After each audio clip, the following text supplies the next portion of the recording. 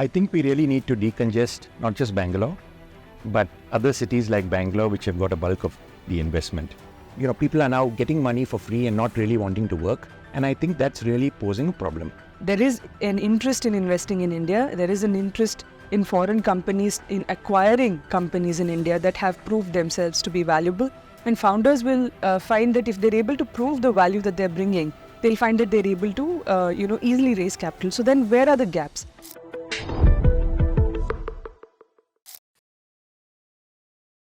Hello and welcome to the second episode of our podcast series, Transforming India, The Road to 2047, presented by Mint in partnership with JSA. In our first episode, we explored the foundational aspects of India's economic aspirations and set the agenda for what it will take to make our country a developed nation by 2047. Today, we dive deep into the realm of investment and economic growth with a focus on development from the micro to the macro in India. Our country's growth story has often been driven by the top-down approach, with major metropolitan areas and industrial hubs receiving the lion's share of investment. This may well have been needed at the time to establish the key hubs of growth. However, to truly harness the potential of a diverse and dynamic country, it's crucial to explore strategies that promote inclusive and geographically and socioeconomically dispersed economic growth. Join us as we uncover insights, strategies, and real-world examples that can help shape a more balanced and inclusive growth trajectory for India. Whether you're an investor, policymaker, entrepreneur, or simply interested in the future of India's economy, this episode will offer valuable perspectives and actionable ideas. We have two exceptional guests with us to discuss this very idea. Joining us is Mr. Vivek Chandy, Joint Managing Partner at JSA. With a distinguished career spanning over 3 decades, Vivek specializes in mergers and acquisitions, private equity, and corporate restructuring. His strategic vision and comprehensive knowledge of investment dynamics have played a pivotal role in numerous high-profile transactions. Vivek's commitment to fostering inclusive growth through innovative strategies positions him as a leading voice in the realm of economic development. Along with Vivek, we have Archana Tewary, a partner at JSA, where she brings her extensive expertise in corporate, commercial, and compliance matters. With a keen focus on the retail and tech sectors, Archana advises on complex transactions and strategic investments, offering valuable insights into legal frameworks that support economic growth. Her profound understanding of the intricacies of international investment flows and regulatory compliance makes her a sought-after advisor in the industry. Welcome both of you to Transforming India, The Road to 2047. Thank you. Pleasure to be here. Vivek, my first question is to you. Bangalore is a prime example of how entrepreneurs have created an IT growth multiplier, enabling bottom-up growth. As India continues to build on this foundation, the question remains, what's next for the country's economic development? I think we really need to decongest not just Bangalore, but other cities like Bangalore, which have got a bulk of the investment. And today, I think we are facing asset price inflation. And the cost of everything, even a typical IT employee who was able to work for a few years and buy his own apartment is not able to do that anymore because prices have gone up so high. And when it comes to GCCs being established in Bangalore, Gurgaon, Pune, Hyderabad, the cost of land is so high that the rents that they are paying are unaffordable. So many of them are now thinking of, if I come to Bangalore, I will come to one of these 5 or 6 different places. The prices are so high, so they are saying, let me go to another country. So I think we should make some changes, decongest, and move to other places. I was just a few weeks ago speaking to one of our clients, and he'd come from the US. He's the chairman and managing director of one of the large Fortune 500 companies. And he was saying, tell me why I should come to India. And he was very concerned. And I gave him a lot. Naturally, I was persuading him to come here. And I gave him a lot of examples of clients who had come into India and done really well. And he made a very important point.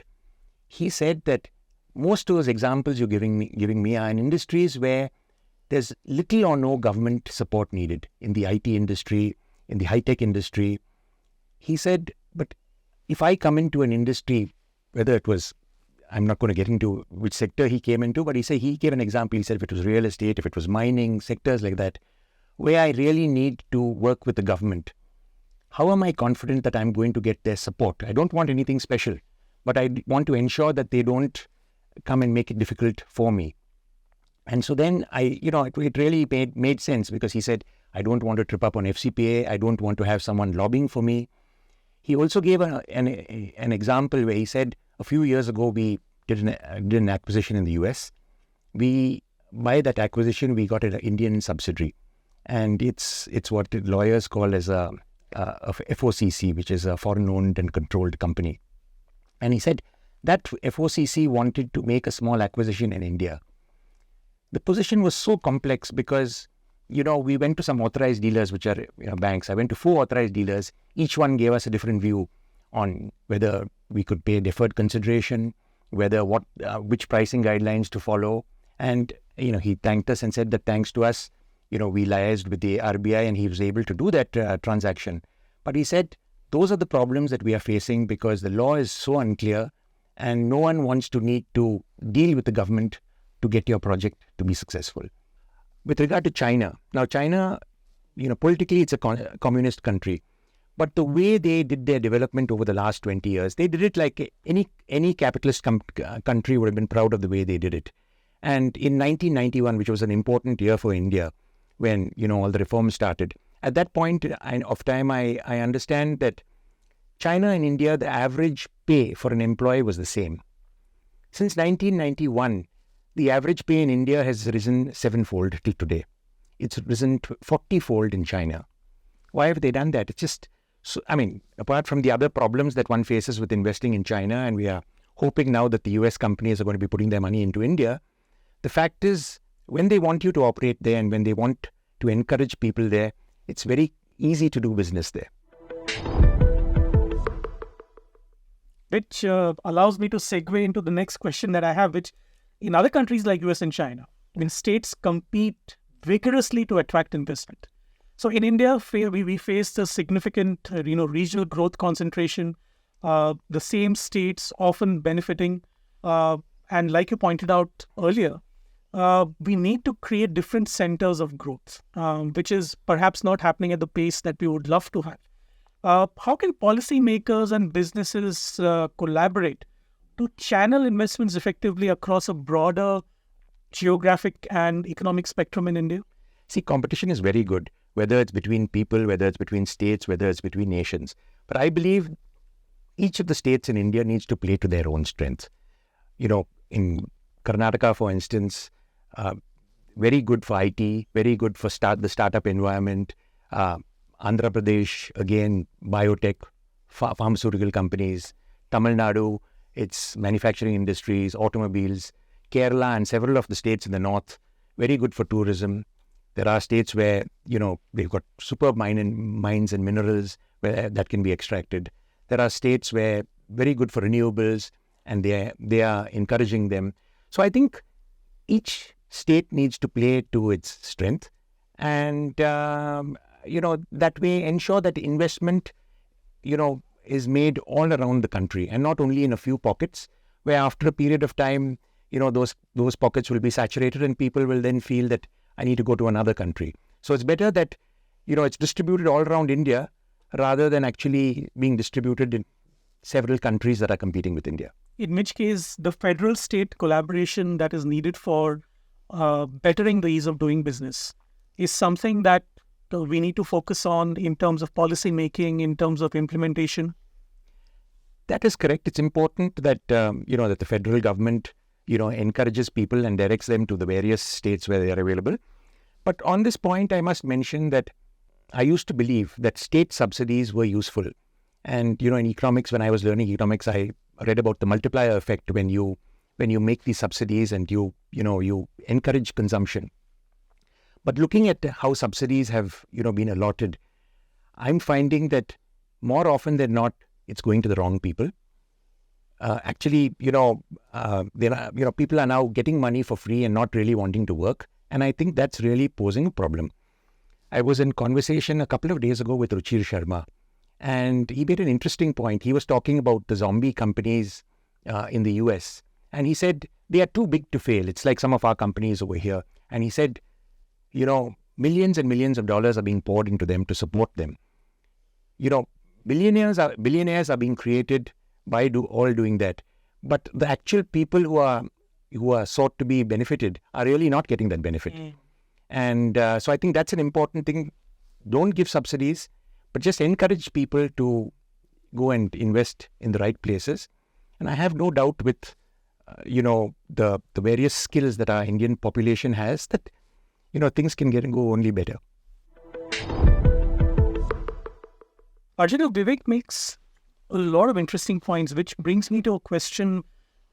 If I may, a slightly broader, macro view of what the economy is. So, how can we as a country develop into quote unquote the new economy in a broader manner and encourage the entrepreneurial spirit that Vivek was speaking about? It's not just about the government, it's not just about subsidies, but encouraging the entrepreneurial spirit across the country. What keeps a startup from a tier 2 or a tier 3 city from raising those funds that they need, for example? Effectively, we need those tier 2 and tier 3 cities to also grow along with the growth hubs that have already been created. So how would you look at it? Sure, and that's a very interesting thing to think about on multiple levels. But one of the interesting facts that I found was that apparently 45% of startups which were registered last year were from tier 2 and tier 3 cities. So there is this entrepreneurial spirit that needs to be encouraged and nurtured. But how do we then help these startups raise funds, scale up operations, or at a national level, and look to service the wider contours of the country, the wider corners of the country, instead of only localized growth of their business? So if you look at how fundraising and how investments have happened in the startup space over the past few years, as opposed to, let's say, a decade ago, investors are no longer looking, when they look at early stage or venture capital investments, they're no longer looking at, is this replicating this idea in a foreign country in India? So there is a need for founders to offer India-specific solutions or India-specific apps, which will, or technology or products or services. I think Vivek made a valid point about products being lower than services in India. So products and services which are catering to Indian needs. So those kinds of companies and those kinds of entrepreneurs will find that venture capital investors are willing to back them. And the venture capital ecosystem is a very supportive ecosystem. So there is a spirit of mentorship amongst Indian venture capital investors who would like to almost get involved in the business to help the founder navigate the legal regime, navigate the compliances, etc. So it's a nice thing to be a part of. If you look at later stage fundraising by Indian companies, it's no longer a rush to invest in companies because they have these marquee investors on their board or on their cap table. It's about asking the questions of where's the profitability, where's the cash flow, what is the business model, and the diligence that investors are putting into making an investment decision is actually more intense now than it was earlier. So they're asking the right questions at the right time. Absolutely. And the founders who have the right answers will find that investors are eager to invest in them. So there is an interest in investing in India. There is an interest in foreign companies in acquiring companies in India that have proved themselves to be valuable. And founders will find that if they're able to prove the value that they're bringing, they'll find that they're able to easily raise capital. So then where are the gaps? One is, I think we need to think about whether if a founder is working out of a tier 2 or tier 3 city, for instance, Indore or Bhopal or somewhere in Orissa, will he get the right talent to support what he wants to do? That might be one of the reasons why a founder will move to a Gurgaon or a Bangalore, because he wants the right talent. Of course, with technology today, you can sit anywhere and engage talent anywhere in India. But in order to scale up at a rapid rate, a founder might think about moving to these cities. And so we need to think about how do we broad base the talent itself. The second is the physical infrastructure that we need to provide. So the logistics network needs to grow to be able for a vendor sitting in one part of the country to be able to ship to another part of the country within the timelines that customer is used to. So if I in Bangalore am used to half an hour delivery, 10-minute delivery, 1-day delivery, and I'm going to have to wait for 2 or 3 days to buy a product, I might not buy that product. So how do we scale up that logistics?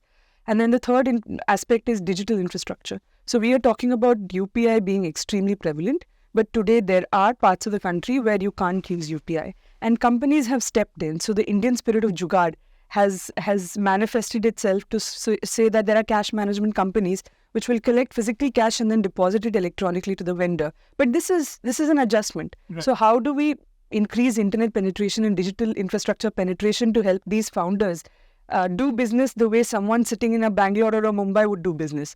So I think these are the key questions. If we can address these gaps, then tier 2, tier 3 city founders will definitely prosper.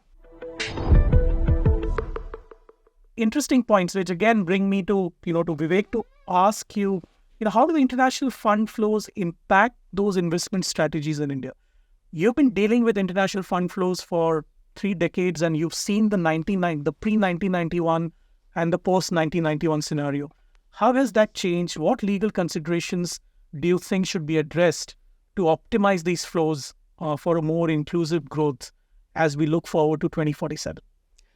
No, I think there's no doubt that India is at a great place at this point in time.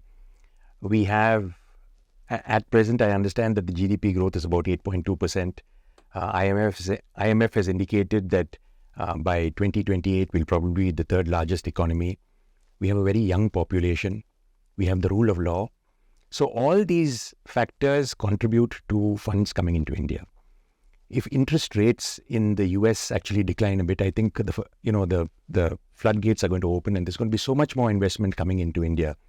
So, as I mentioned earlier, I think it's only about India being an easy place to do business, with laws being very clear and not opaque.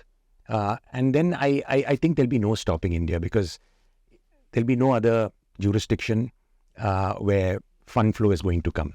We are a democracy. We've got good courts. I mean, I know there are issues with delays in the court system and things like that, but otherwise, I think we've got a great, common law system. And so I think it's a matter of time before more and more money comes into India. You don't have a timeline in mind for this. You would say that this is a more continuous process than just keeping a 2028 in mind. This is a continuous process. I think it's a process that, we need to clean up our act. Sadly, people really make big changes when there's a crisis. Now, whether it was the 1991 crisis in India, or whether it was in Greece a few years ago when there was a crisis, then people really pull up their socks and say that, I need to do something, serious to address the concerns. So hopefully there's not going to be any crisis in India. But if we realize that there's an opportunity over here and we're going to lose the opportunity if we don't do something, maybe things can be done more speedily, and that will benefit everybody. And as military strategists would put it, wars are won in peacetime. Absolutely. Because we need to be prepared for that crisis when there is no crisis. Absolutely. And one more point, I think, is on the way education is imparted in India. I'm a little concerned about it because, I think it's all about just doing well in an exam, being the first to run and stand in a line. Typically, when the traffic is moving on a road from east to west, you'll have some people from north to south trying to go and creating a deadlock over there.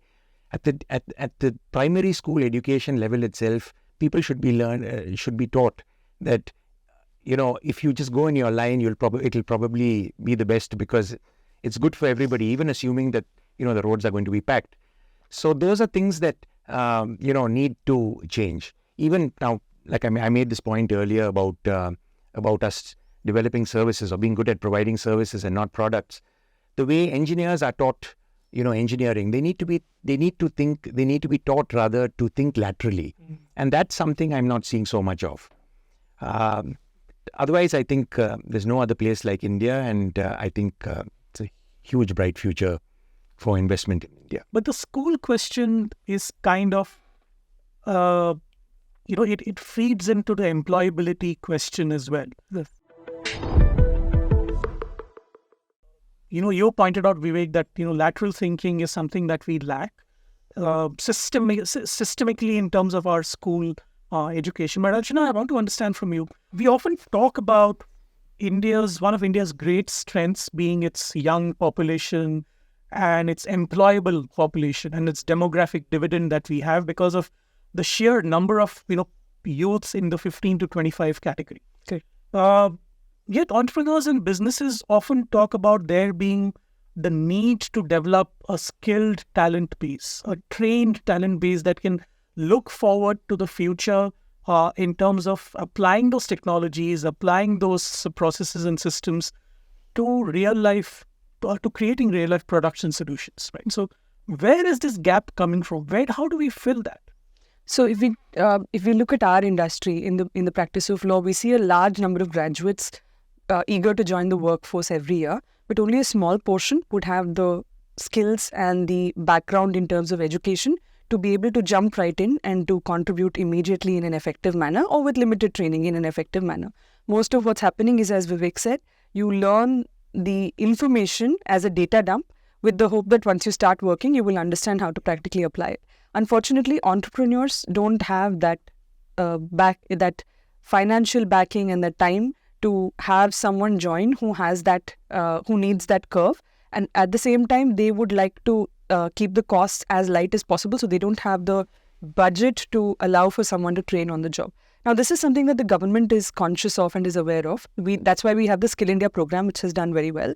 We have the announcement by the finance minister in the budget this year regarding an internship opportunity or a plan whereby the top 500 companies of the country will offer internships to youth with the perspective of training them to join the job. But I think a very valid point being made regarding the pedagogy of the education in India. We need the education in India to train people for practical aspects of the job. And it's probably happening at a slow pace, but it needs to be expedited, especially in sectors like AI and deep tech. We see often that founders come to us and say, we want to engage talent outside India because we don't have this in India. And that gap, if we can bridge, then founders will definitely want to use Indian talent because it's cheaper and it's easier to engage Indian talent than to engage someone else from a regulatory perspective. So that's one important aspect. The other important aspect is when we look at people working and innovating in the top centers of India, like the IITs and the IIMs, what they're putting together, what they're innovating, how do we bring those products to the attention of entrepreneurs? So IITs and IIMs across the country and various educational institutions have incubator programs whereby the people innovating in their labs will be able to, get the initial funding needed to do the proof of concept level of work. But after that, they need to scale up with the industry. And that gap of how the industry finds out about what technology exists and how it will tie into their needs, that is an important gap that we need to bridge and navigate. So how do we bring these companies into focus or these entrepreneurs into focus with the people who are developing the technology in India today? That's a very important aspect of how we build this area out, give the entrepreneurs the kind of talent and skill they need. And that could be anywhere in India. But also very often what we find is, as I mentioned earlier as well, founders want to access talent outside India to be able to bring those skills and develop those skills by way of training for people in India. And that's challenging to do because these founders can't compensate the external talent with cash. They need to find other ways to structure the incentives they would give to external talent.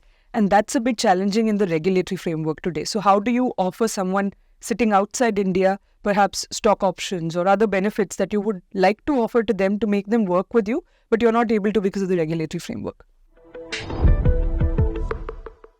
Incentives is one important point, but I've been speaking to some entrepreneurs, some founders who told me in the last 1 month or so, in preparation for this conversation that we wanted to have, is that by the time they have either trained people to implement certain technologies or to create new products or to market those products, to scale up those products, a new technology comes in and it makes that old technology either redundant or it creates a new market for the new tech, which means that the product managers and the engineers have to learn new tech all over again.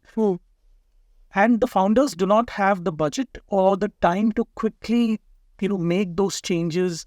So in terms of policy, in terms of education, in terms of the regulatory framework that you spoke about, that gap seems to be a nuanced one, but it's a very important one for founders. Yes. For people who are doing on-the-ground work to scale up their business.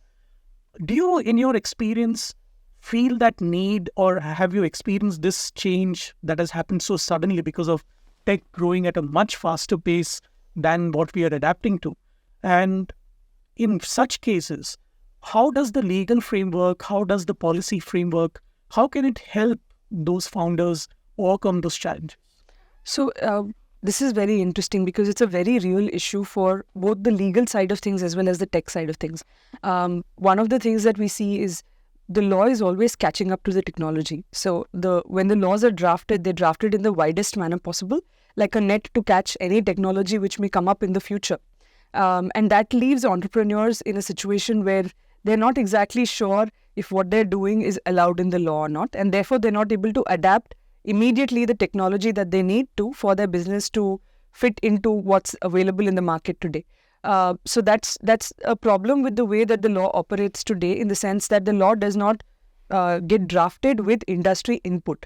If these founders were able to give input on how the laws can be drafted and how they can operate, then I think we wouldn't face this problem so much as a regulatory gap.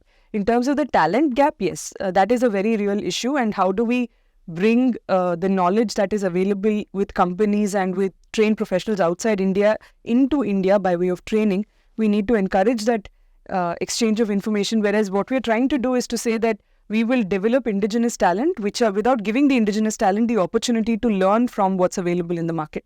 So somewhere we need to draw the line between trying to develop indigenous talent at the cost of a competitive advantage. But the supporting infrastructure, Vivek, plays a very crucial role in the economic growth, because I want to understand, one of your previous answers, you spoke about the center, the federal government and the states collaborating in some way to create those situations, the environment to build entrepreneurship. But in cities like Bangalore, Hyderabad, states like Tamil Nadu, Gujarat, in terms of real estate, flexible office spaces, transportation, trained manpower, and social infrastructure, how can these insights be applied to other regions in India as well? So I think now, take Bangalore or Pune, for instance. They were both small towns, a few years ago. So they were not really developed to, thinking that, 50 years later or 100 years later that they'd have these kind of populations. So there was no planning whatsoever.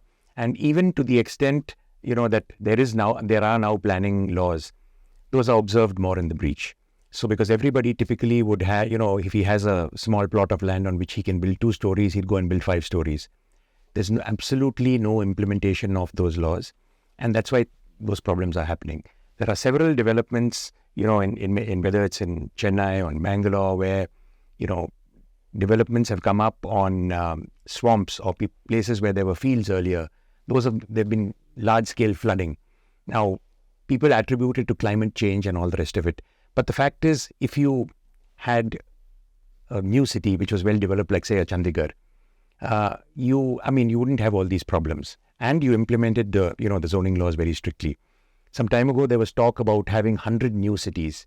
That is something that we really need to have. So if you have 100 new cities, you could really have infrastructure. You'd have great roads. You could have railway depots coming right up. You could ensure that they had, connectivity with the ports. You'd have cold chain logistics to ensure that food doesn't get spoiled. So I was talking to someone the other day and they said that, 50% of some of our agricultural commodities that are actually produced with such hard work get spoiled and thrown away. Because you want tomatoes in Karnataka, they are growing dime a dozen in some other place, but by the time they reach here, they are spoiled. So if you can have those kind of logistics, imagine how much better the economy could do. So, I think all these learnings really come down to governance, implementation and policy.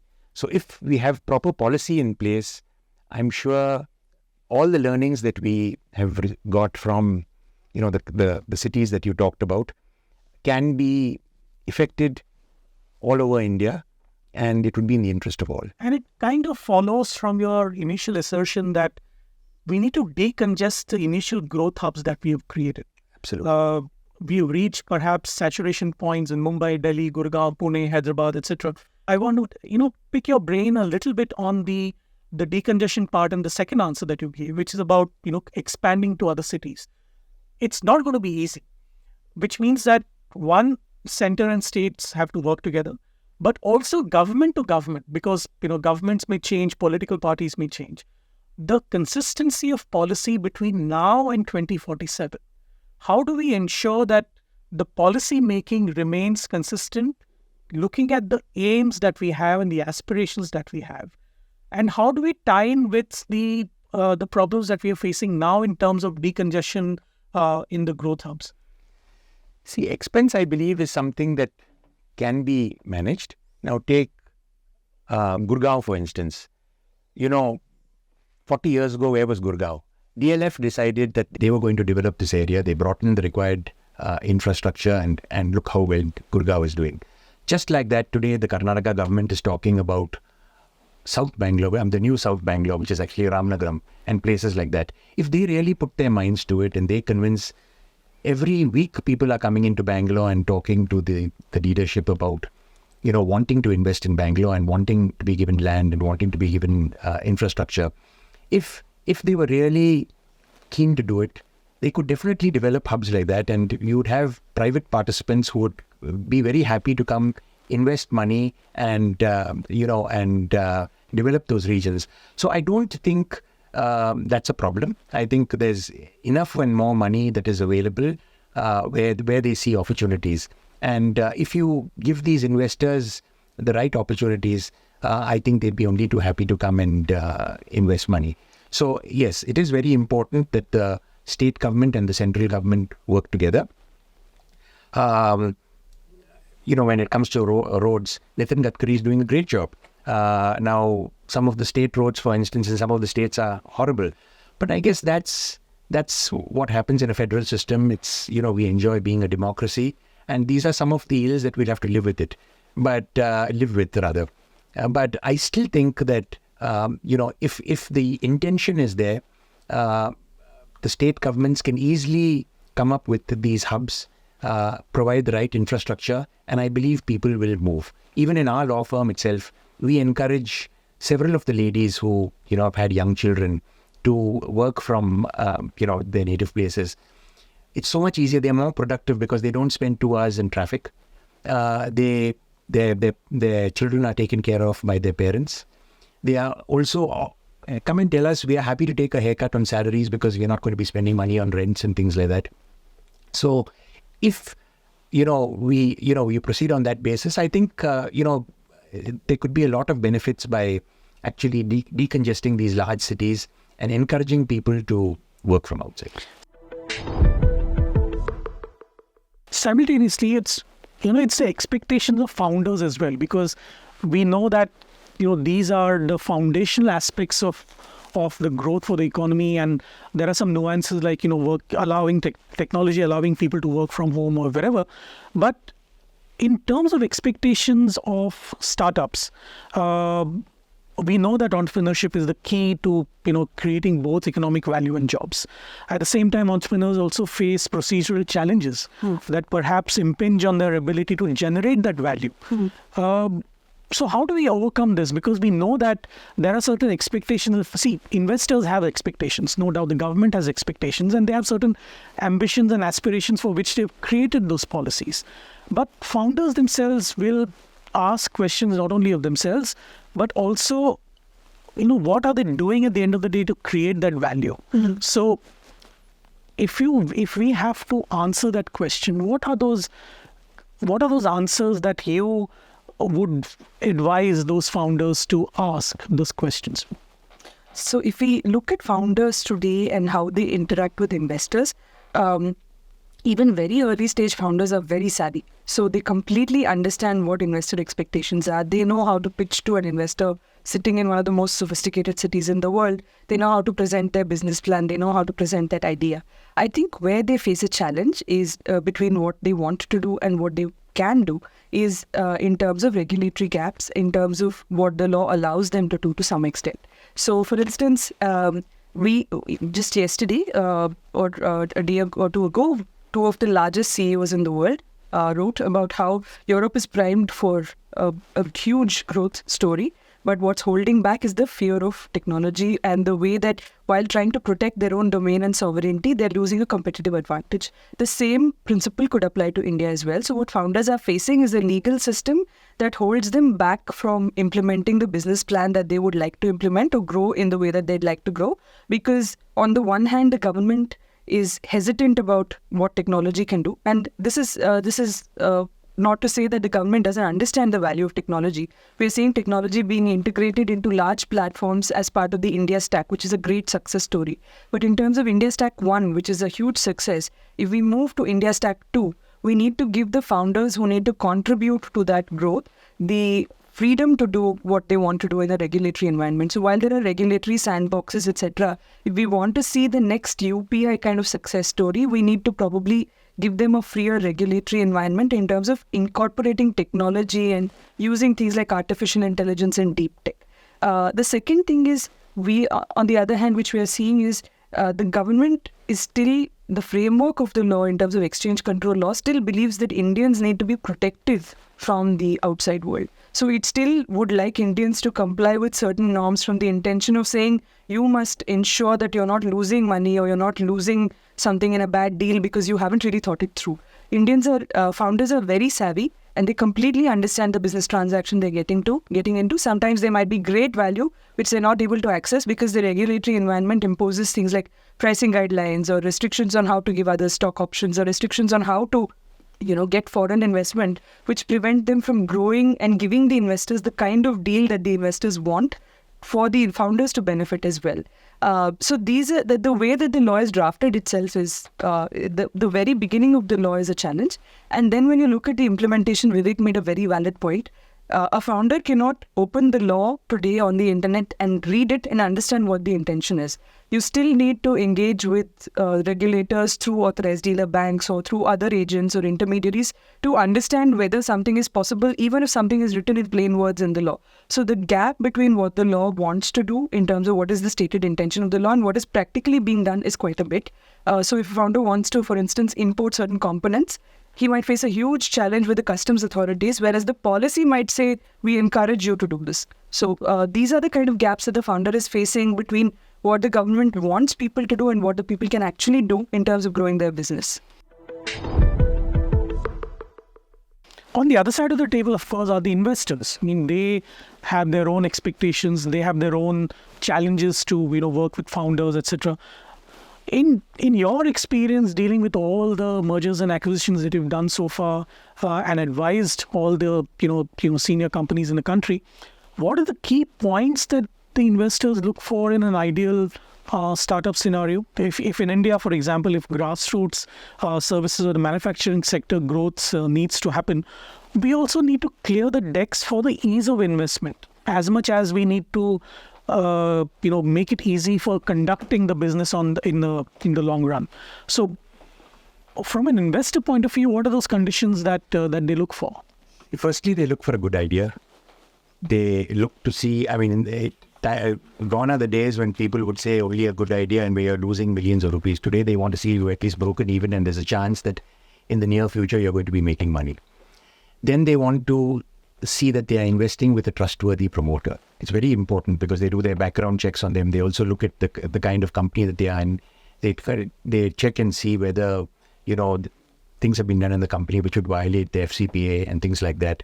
So those are the things they initially look at. So when very often founders don't bother, they set up a company, they have a great idea, and then they don't comply with laws. They violated every single law, right from foreign exchange and otherwise. When investors come in and read in your diligence report and see that there are all these problems, that they get put off a little bit. So it's very important for founders to start complying with, taking care of all the little bits, keeping their house tidy right from the start, because it makes a big impact on investors and on valuations. That's apart from the fact that, the idea is good, the financials look good and all the rest of it. So that's what I've really seen. Well, that brings us to the end of this episode because we've run out of time, but we're just in time to understand that we end on a positive note because we know that there are regulatory frameworks already available to all of us to make that growth jump possible. Transforming India, the road to 2047 may not may look challenging, but given the fact that we are a democracy, we have rule of law, we have government that believes in consistent policy making and consistent over several governments, it means that the road to 2047 may not be as difficult and challenging as we think it is. Thank you, Vivek, and thank you, Archana, for discussing those strategies today. They will undoubtedly play a large and huge role in shaping our journey. Thank you for sharing your vision, your expertise, and thank you for our listeners for tuning in. Stay connected with us for more such episodes. Transforming India, the road to 2047 will continue. This episode is out now on all audio streaming channels. This is Sachin Kalbag signing off. Thank you very much.